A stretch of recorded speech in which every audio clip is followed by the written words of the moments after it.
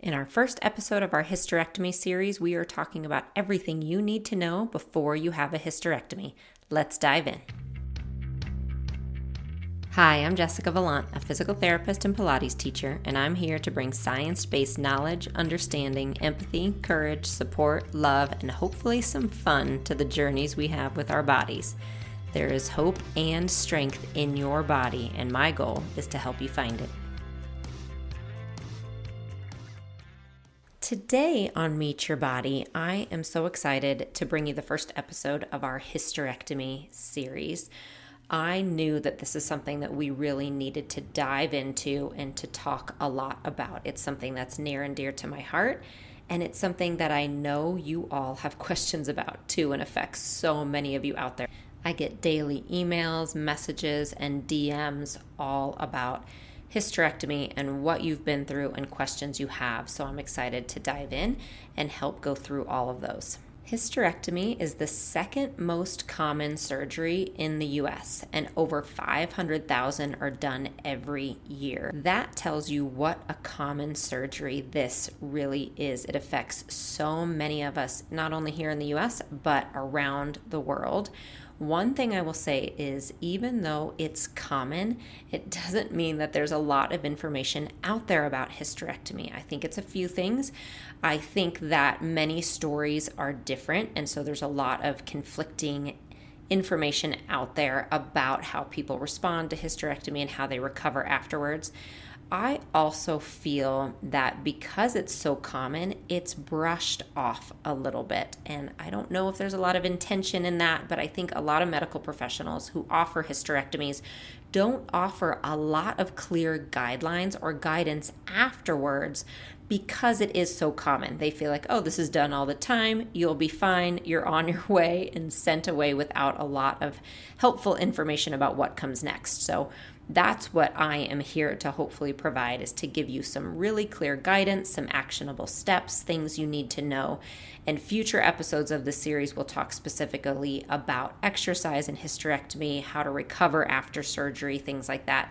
Today, I want to talk about what you need to know before you have surgery. First, I want to discuss the terminology around a hysterectomy, because truly the more words you have to use when it comes to any kind of surgery and talking to your healthcare professional, the more you can advocate for yourself. So, a total hysterectomy is the removal of the uterus and the cervix. A supracervical hysterectomy is the uterus only, and that's a really important distinction, because honestly, when we're reading, when we're talking, when we're writing, typically we just say hysterectomy, but there's a lot of different things included in that. So total hysterectomy is what we use to say the removal of the uterus and the cervix. Supracervical hysterectomy is the uterus only. Then there's also a total hysterectomy with bilateral salpingo-oophorectomy, which means uterus, cervix, fallopian tubes, and ovaries. And then finally, there's a radical hysterectomy with bilateral salpingo-oophorectomy, which is uterus, cervix, fallopian tubes, ovaries, upper portion of the vagina, and surrounding tissues. And typically that kind of hysterectomy is used when there's cancer involved. So while those might seem like big medical words and terminology, it is vital that you get comfortable with some of this verbiage. Again, it's how you can really advocate for yourself. It's how you can learn to ask questions. It's how you can learn to interpret some of the things you read and stories that you hear. It is vital for you to really feel empowered in this. So become comfortable with some of this terminology as we talk through it. Take notes as you need to. I, again, really think that you should go into any appointments with your surgeon with a list of questions written out. It is your job and it is your right to have those questions answered. So go through them, get answers, and don't let that doctor or surgeon or healthcare professional leave the room until you have them answered. So go ahead, grab paper and pen, and let's get started. So one thing that you want to ask from the get-go is why you are being considered for a hysterectomy. And while that may seem simple, it is amazing to me how many women I work with who actually don't know the answer to that, which is understandable because it can be multifaceted and it's not always clear-cut. So truly ask Why? Why are you considering me for a hysterectomy? Why is this the best possible option? Talk through those things. For me personally, I had a hysterectomy at the age of 41. And the reason was my prolapse. I had multiple prolapses, including a uterine prolapse. It was not getting better. It was grade 4.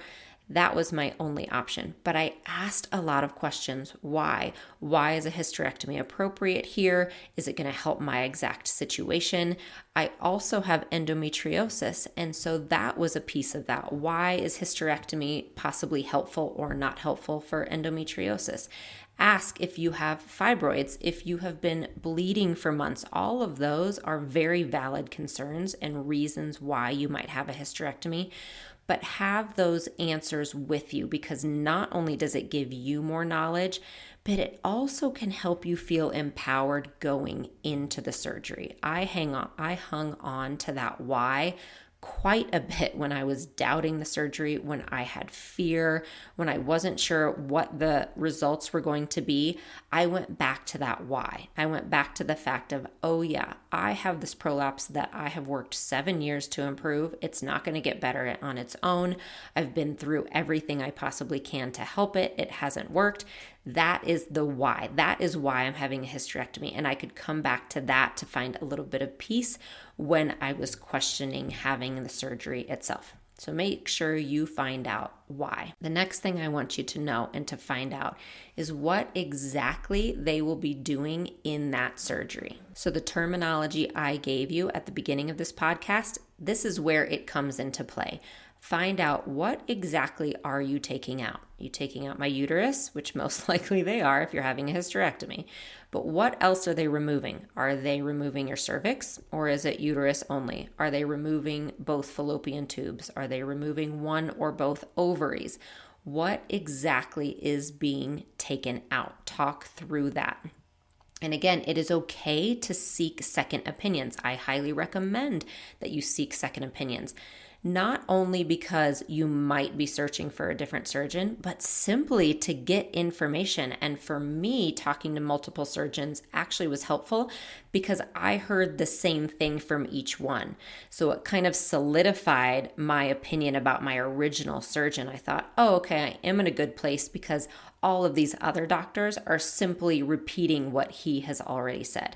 So get other opinions, but coming back to find out what exactly they're taking out and how that is going to affect you.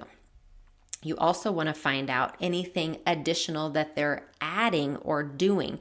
So find out what the surgical procedure is.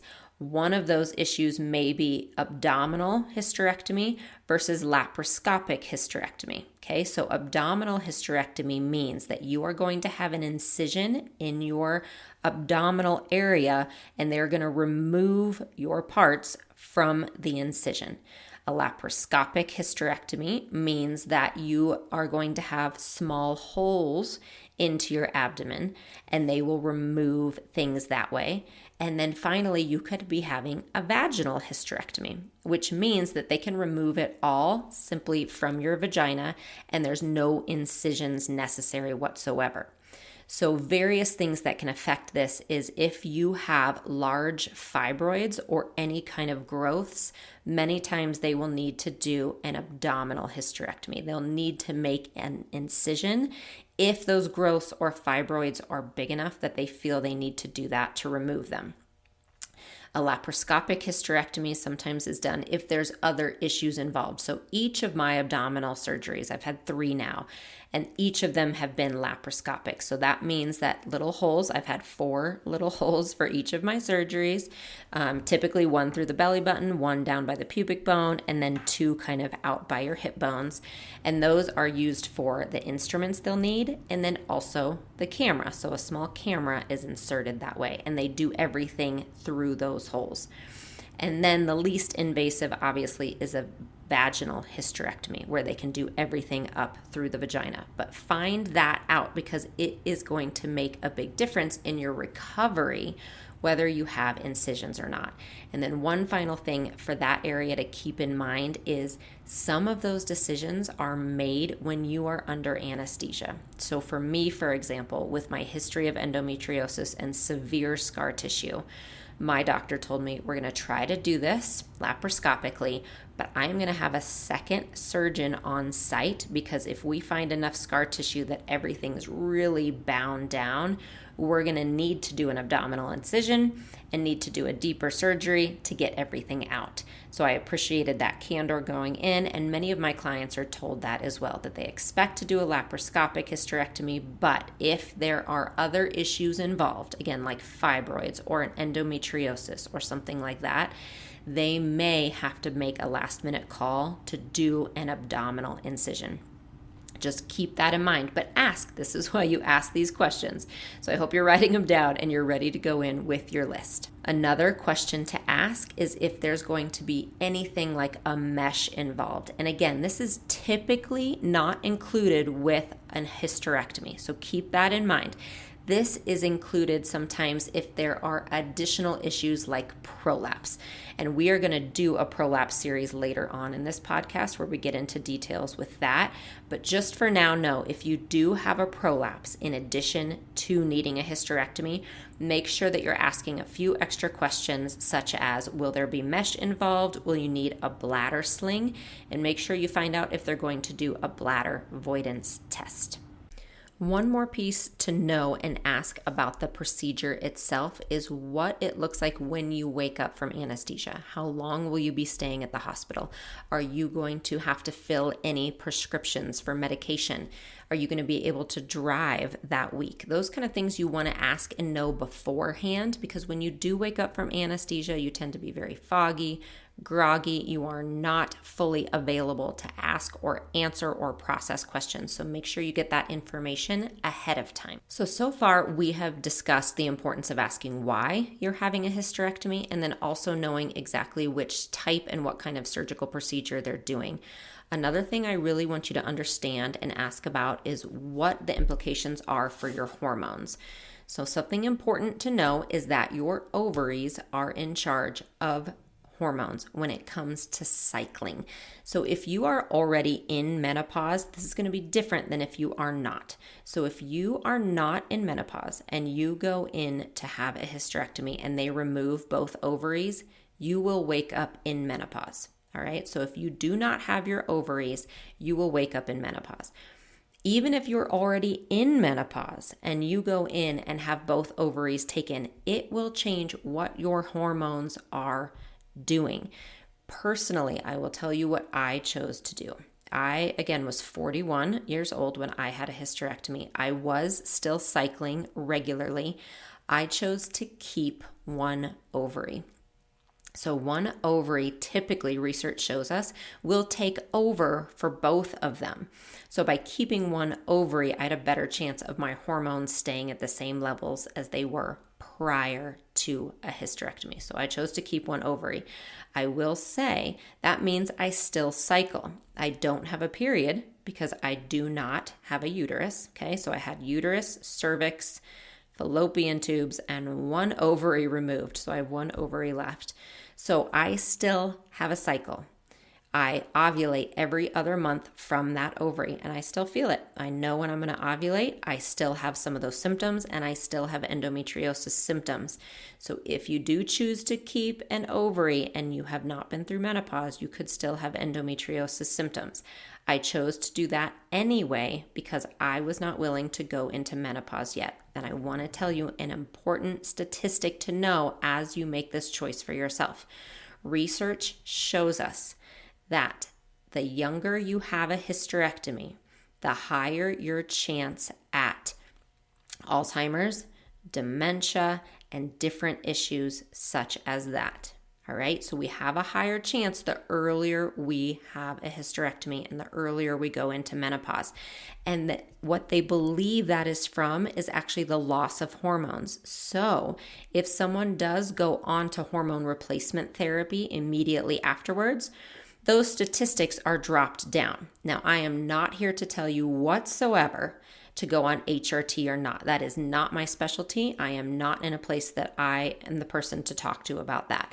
I personally did not go on HRT afterwards, but even with one ovary, I noticed a change in my hormones. I worked with a functional medicine doctor, and I went on a few natural supplements to help with that. Okay, so I just want to tell you that one, it is important information for you to have, and it's important information for you to ask about. And two, no matter who you are, what you had taken out, or your age, I do recommend that you have a full hormone panel done after a hysterectomy, simply to have your new baseline and to know where you stand and what might need to be addressed. All right, so simply hang on to that information because, in my opinion, it is not discussed enough.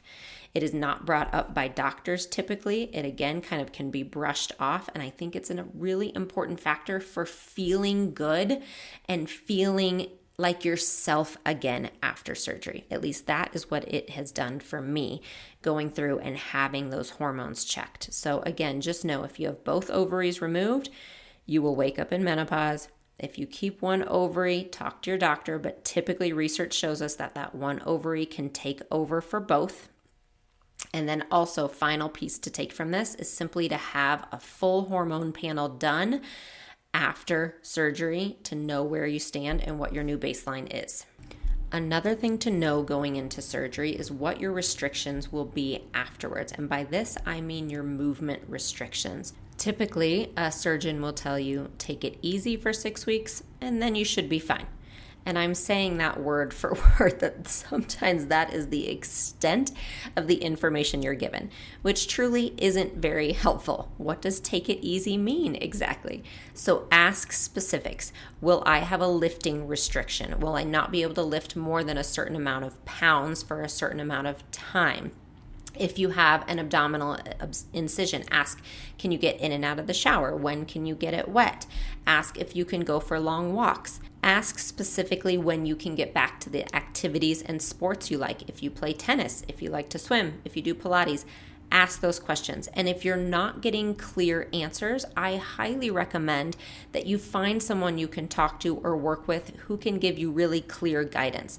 I personally see many Zoom clients a week for this exact thing, where I give workout programs and help talk through when they can start moving again. I know there are personal trainers and other people out there who do the same. So get the answers you need. I just don't ever want anyone to get to a place of fear where you're afraid to move because you don't know if you're going to make it better or worse. I promise you, you will be able to move and walk and swim and lift weights and do Pilates and all of those things again after a hysterectomy. It may take a little bit of time, but really make sure you find some clear guidance to help you get back to that place of feeling super strong again. Another really helpful thing is to ask to see a pelvic floor physical therapist after your surgery. This is not typically offered, and it absolutely should be. The information that you can get from a pelvic floor PT is invaluable. Many times they're happy to see you 4 to 6 weeks after your surgery. They're going to check your pelvic floor. They're going to check your abdominal muscles. They can help with your hips or any tightness you might be feeling so that you are set up for success to go on and move into that next phase of healing and recovery and strength. As a summary to all of those things that I just mentioned that are important to ask about and talk to your doctor about, I want you to feel empowered and never embarrassed about the words you use and the questions you ask.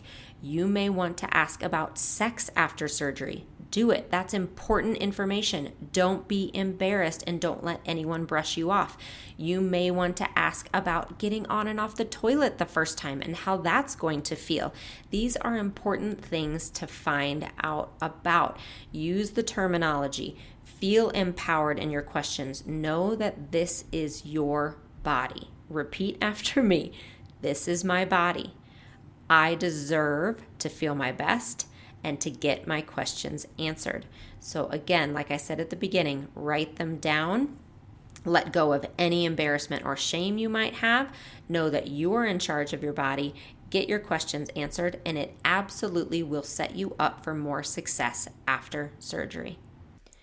There is one more piece that I want to discuss that is always important to me to bring up when I discuss hysterectomy, because it was a really big part of my personal story. And that's the fact that you may need to do some mourning when it comes to having a hysterectomy. And this isn't the case for everyone. You may be very excited about having a hysterectomy. You might be ready to celebrate it and have so much relief because you have been waiting to take a little bit of control over your body.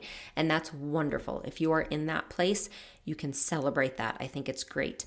For me personally, I had to do quite a bit of mourning the loss of this part of my body. I was 41 years old, like I mentioned. I didn't feel like it was my personal choice. My body had decided it was what I needed due to my prolapse, my uterine prolapse, my endometriosis. I had always wanted more kids, and I really had to go through a period of knowing that that wasn't in the cards for us. And it was important for me to go through that prior to my surgery so that I was in the best place emotionally to have the surgery and then open my eyes after anesthesia and walk into a place of recovery. I wanted to open my eyes and be ready to take that first step into recovery, into this new amazing body that I was given. I wanted to believe that I would get strong again and feel amazing and feel sexy and feel confident. And so I needed to personally go through that sadness and that mourning before surgery. So for me, it was taking a lot of walks and thinking through it. It was thanking my body for what it had given me. It was some journaling. I just needed to take some time, and I personally did not schedule that surgery until I had been through that, so that again, I could step forward into my power, into this next phase of my life. So I know that might not affect all of you listening, but I always like to bring it up because it's something that isn't discussed, and I think it is something important that does affect many of us. So if that's you, take your time. Don't apologize for it. Own that. Do what you need to do to really be ready for that next phase that comes from a hysterectomy.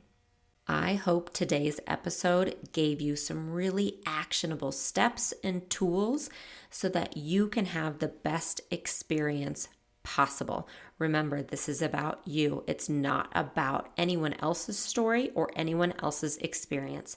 This is about you feeling the best in your body and your skin and being able to move forward with that feeling of strength and ownership and safety in your body.